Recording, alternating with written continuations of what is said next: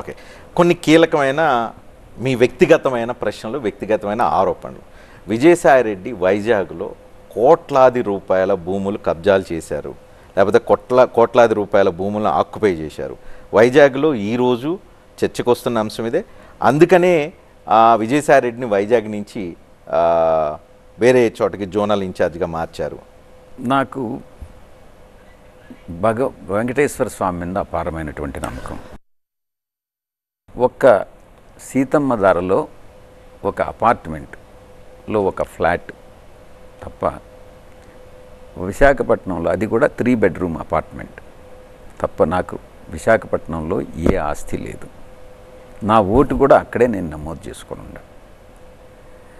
నేను చేసిందంతా కూడా విశాఖపట్నంలో ఎక్కువ శాతం ప్రభుత్వ భూములన్నీ కూడా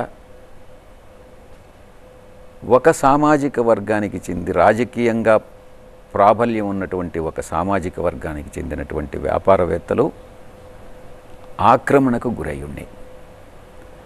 ప్రతి శనివారం, ఆదివారం నేను ఒక్కటే అనుకున్నాను, అక్కడ ఉత్తరాంధ్రలో 85%, 90% మంది సామాజిక వర్గాలన్నీ కూడా బీసీ సామాజిక వర్గాలే. విశాఖపట్నంలో కొంతమంది సెటిల్ అయి ఉన్నారు. కానీ దానికి కాంట్రరీగా 85-90% భూములన్నీ కూడా కొన్ని సామాజిక వర్గాలకి. అంటే అది ఇంకా స్పష్టంగా చెప్పాలని అంటే కమ్మ సామాజిక వర్గం, రెడ్డి సామాజిక వర్గం, ఈ 2 సామాజిక వర్గాల చేతుల్లో ఉన్నాయి. నేను ఒక్కటే నిర్ణయించుకున్నా, సామాజిక న్యాయం చేయాలి. భగవంతుడు దేవదేవులైనటువంటి వెంకటేశ్వర స్వామి సాక్షిగా చెప్తా ఉన్నాను.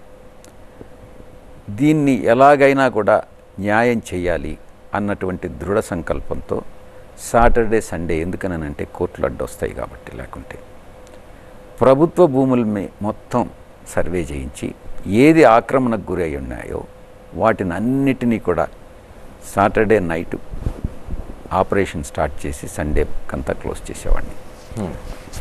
ఇంచుమించు 25,000 కోట్ల రూపాయల విలువైనటువంటి ప్రభుత్వ భూముల ఆక్రమణకు గురి అయినటువంటి భూముల్ని తీసి ప్రభుత్వానికి అప్పగించడం జరిగింది. అది మీరు రికార్డులో కూడా వెరిఫై చేసుకోవచ్చు. ఈరోజు కూడా వ్యక్తిగతంగా స్వంతంగా నాకు ఒక్క సెంటు కూడా విశాఖపట్నంలో లేదు. కానీ ఇక్కడ ఇంకొకటి కూడా స్పష్టంగా చెప్పాలి, వీళ్ళు రాజకీయ నాయకులు, మా పార్టీలో ఉన్నటువంటి కొంతమంది పెద్దలు కూడా, ఈ యొక్క ప్రతిపక్షంలో ఉన్నటువంటి కొంతమంది పెద్దలు కూడా ఉద్దేశపూర్వకంగా నా మీద ఈ ఆరోపణలు చేస్తున్నారు. వాళ్ళు ఏం చేస్తున్నారు, అరవిందో చేసే వ్యాపారం అంతా నా వ్యాపారం కింద. మీరు అరవిందోకి కట్టబెడుతున్నారని మీ పేరు మీద ఏం లేవు, మీరు అరవిందో కట్టబెడుతున్నారు. లేకపోతే మీకు ఏవైతే దగ్గర ఉన్న సంస్థలో మీ బినామీ సంస్థలకి అంతా భూములు కట్టబెట్టారని కదా. అరవిందో ఇప్పుడు వాళ్ళు వ్యాపారంలో ఉన్నారు. నేను రాజకీయాల్లో రాకముందు నుంచి 78-79 సంవత్సరం నుంచి కూడా వ్యాపార రంగంలో ఉన్నారు.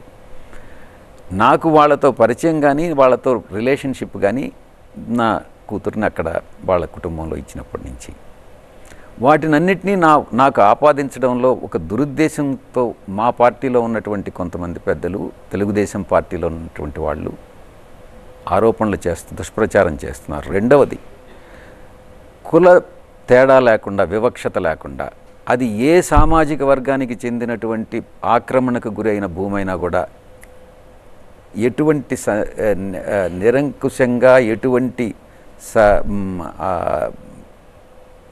సందిగ్ధత లేకుండా ప్రభుత్వ ఆక్రమణకు గురైనటువంటి భూముల్ని ప్రభుత్వ పరం చేయడం జరిగింది.